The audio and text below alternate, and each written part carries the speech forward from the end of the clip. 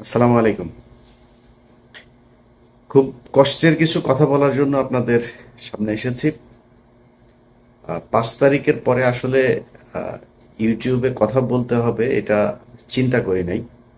মনে করেছিলাম যে 5 তারিখের পর দিনই দেশে যাব, যেদিন পতন হবে তার পরের দিনই দেশে যাব, পরে বলতে তার পরপর দেশে যাব আর কি। তো এখনো আমাদের মনে হচ্ছে যেন সেই আওয়ামী লীগের সাথেই বোধহয় এখনো যুদ্ধ করছে। বিভিন্ন বিষয় নিয়ে মত পার্থক্য হচ্ছে, বিভিন্ন বিষয় নিয়ে কথা বলতে হচ্ছে, এখনো দেশের বিরুদ্ধে ষড়যন্ত্র হচ্ছে। যে জিনিসগুলো না চাইতেই পাওয়ার কথা সেই জিনিসগুলো এখন আবার চাইতে হচ্ছে, সেটার জন্য প্রতিবাদ করতে হচ্ছে, রাস্তায় নামতে হচ্ছে। গতকালকে একটা ভিডিওতে আসিফ নজরুলের সৌদি আরবে গিয়েছেন এক ব্যক্তি, তিনি ফেসবুকে তার পোস্ট করেছেন যে আসিফ নজরুলকে পিছনে নিয়ে এইভাবে আপনার মানে ফোনটা সামনে ধরে এইভাবে বলছে যে এই যে আসিফ নজরুল এই এই প্রবাসীদের রেমিটেন্স যোদ্ধাদের টাকা মেরে দিয়ে তারপরে হজ করতে এসেছেন। আসিফ নজরুল দেখছি সেই ভিডিও থেকে আপনার আস্তে আস্তে সরে যাচ্ছেন। হ্যাঁ, মানে পাশ কাটাতে চাচ্ছেন। তো আসিফ নজরুল, কে ভালো কে খারাপ, কে ঠিক আর কে বেঠিক, এটা আল্লাহ একদিন জাজ করবে। শুধু এতটুকুই বলে রাখলাম, এই 5 তারিখের পরের যে সুযোগ আপনারা শুধু হাতছাড়া করেন নাই, ইচ্ছাকৃতভাবে এই সুযোগটাকে ধ্বংস করেছেন, এর বিচার, এর শাস্তি আপনাদেরকে এই পার অথবা ওই পারে পেতেই হবে। আমি আমার জায়গা থেকে শুরু থেকে এখন পর্যন্ত একটা কথাই বলি, অনেক মানুষের, অনেক নিজের খুব কাছের মানুষজনও, ভাই সুযোগ এসছে, কিছু টাকা পয়সার দরকার আছে জীবনে, এরকম ওই 21 টিভিতে যখন কাজ করতাম না, এরকম তখনও অনেক মানুষজন ছিল এরকম বলতো যে টাকা পয়সা বানায় তারপরে করতে। আসলে টাকা পয়সা না মানুষকে বাঁচাইতে পারে না, বিপদে পড়লে ওইখানে আপনি বাঁচতে পারবেন। টাকা মানুষের দরকার আছে, আমরা পৃথিবীর একদম ফেরেশতা, আমাদের মানে কোনো ভুল ত্রুটি নাই, কোনো খারাপ কাজ নেই, এরকম না। আমার জীবনেও খারাপ কাজ আছে, চেষ্টা করেছি। আমাকে যদি আজকের আমি আর ধরেন বেশি না, 2012 সালের আমিও যদি সেই গণজাগরণ মঞ্চের আগের আমাকেও যদি আপনি মেলান, আমার মধ্যে অনেক পার্থক্য হয়েছে। ভালো না খারাপ সেটা আল্লাহ জাজ করবেন। চেষ্টা করেছি নিজের সমস্যাগুলো সমাধান করতে।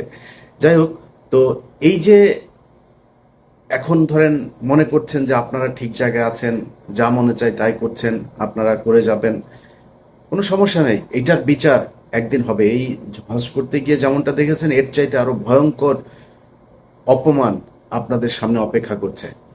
আমাদেরও সমস্যা আছে, জীবনের ঝুঁকি আছে। আমি আমি মনে করি আমার জীবনের হয়তো বেশিরভাগ সময়ই হয়তো আমার কষ্টে কাটাইতে হবে। কারণ মানে আমার তো ধরেন যারা ভালোবাসে তারা তো সাধারণ মানুষ, তাদের তো শক্তি নেই। আমাকে যারা মানে অপছন্দ করে বা যাদের বিরুদ্ধে কথা বলেছে তারা তো শক্তিশালী। সো তাদের ব্যাপারে মানে কথা বলতে গেলে, তাদের বিরুদ্ধে যদি করি, সেটার তো শাস্তি তো আছে, সেটার জন্য হয়তো কোনো এক সময় সে শাস্তি পেতে হবে। যাই হোক, যেটাই হোক, আল্লাহর কাছে দোয়া করি যেন আল্লাহ ইমান ঠিক রাখেন এবং মানে ধৈর্য ধরে যেন যে কোনো শাস্তি মোকাবেলা করতে পারি, এতটুকু, এর বাইরে আর কোনো কিছু না। তো আজকে যে বিষয়টা নিয়ে কথা বলতে এসেছি সেটা হচ্ছে, ধরেন গতকালকে একটা দেখলাম, একজন রিক্সা চালক মারা গিয়েছিল, যে রিক্সা চালক সবাইকে ধরে ধরে নিয়ে যেয়ে তারপরে আপনার হসপিটালে দিয়ে আসতো। সেই লোকটার স্ত্রী গত সপ্তাহ থেকে তিনি ভিক্ষাবৃত্তিতে নেমেছেন, ভিক্ষা করে খাচ্ছেন। তো সমন্বয়ক যে কজন আছেন, যারা ছাত্র নেতা, যারা ছাত্রদের থেকে উপদেষ্টা হয়েছেন, আমি তাদেরকে সরাসরিও এই কথাগুলো বলেছি। এই এই প্ল্যাটফর্মেও আমি ওপেন এই কথাগুলো বলতে চাই। দেখেন, ধরেন এই যে ছাত্রদের, এই ছাত্রদের ভবিষ্যৎটা আসলে কি, তারা কি চায়?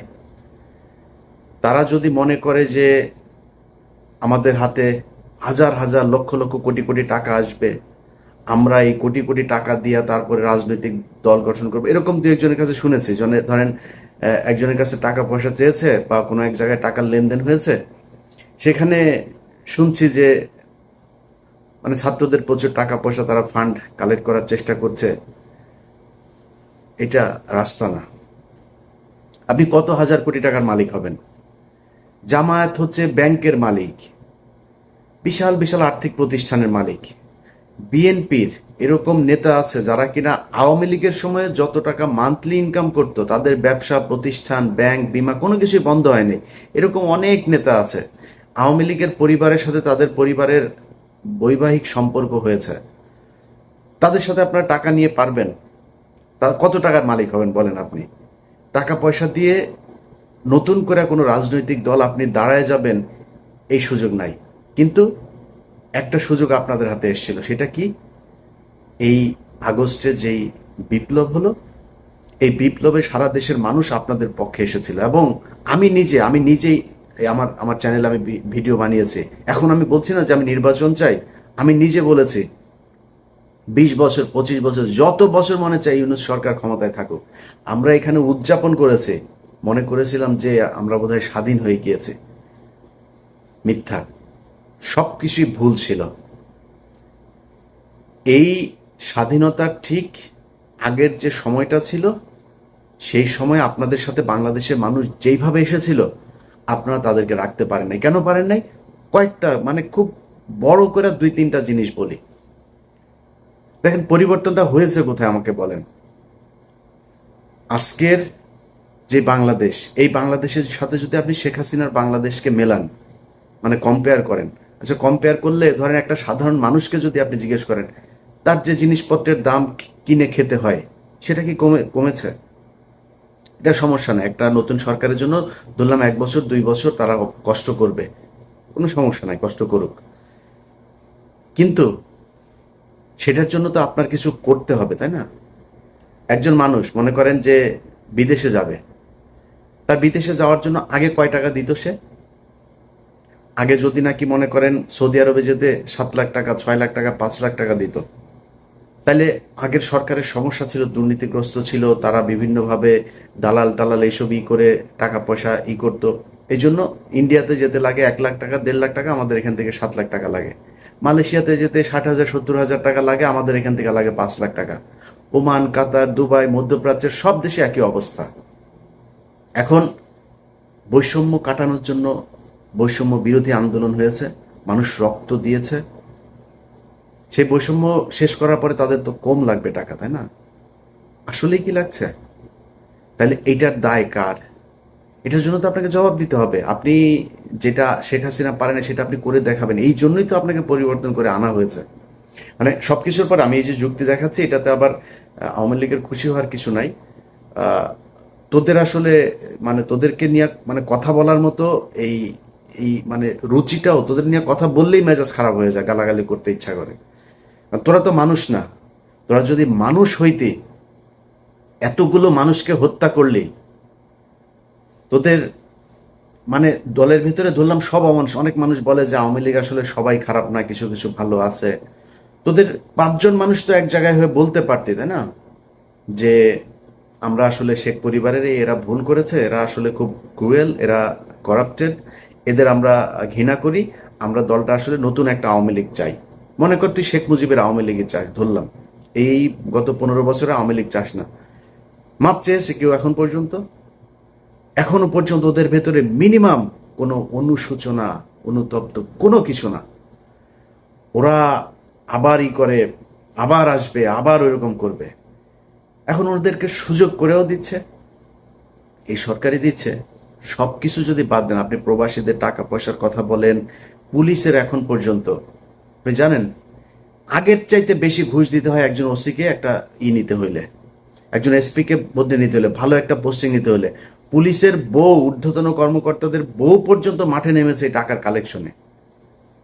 একজনের বউয়ের ফোন রেকর্ডও আছে, এক ওসির সাথে কথা বলছে, নিজে করে, নিজের পরিবারের খুব নিকট আত্মীয় দিয়ে তারপরে ওসির সাথে ডিল করায়। তাহলে পরিবর্তন কি? এখন এগুলো সব কিছু নিয়ে কথা বলতে গেলে না, মানে সবারই মনে হয় সমস্যা হচ্ছে না, আমার একাই মনে হয় সমস্যা হচ্ছে। এই কারণে গতকাল আমার ফেসবুকের একটা পোস্টেও দিয়েছি যে খামাখা এত শত্রু বাড়ায় লাভ কি? সবার যেহেতু সমস্যা হয় না, আমার একা একা সমস্যা গেলে আমারও তো ইচ্ছা করে। এই জন্য চিন্তা করেছি যে সবার সাথে মিলমিশ করে তারপরে যা হয় হোক, দেশে যাব, দেশে যায় ভাই আমার ইউটিউবে এখন যে ইনকাম, এখানে বসে আমার ইউটিউবে যদি 5 লাখ 6 লাখ টাকা ইনকাম হয়, তাও তো আমার হয় না, কারণ এখানে তো খরচ বেশি। আমি বাংলাদেশে 2 লাখ টাকা ইনকাম হলে আমি আরামে বিশাল মানে রাজার মতো চলতে পারবো।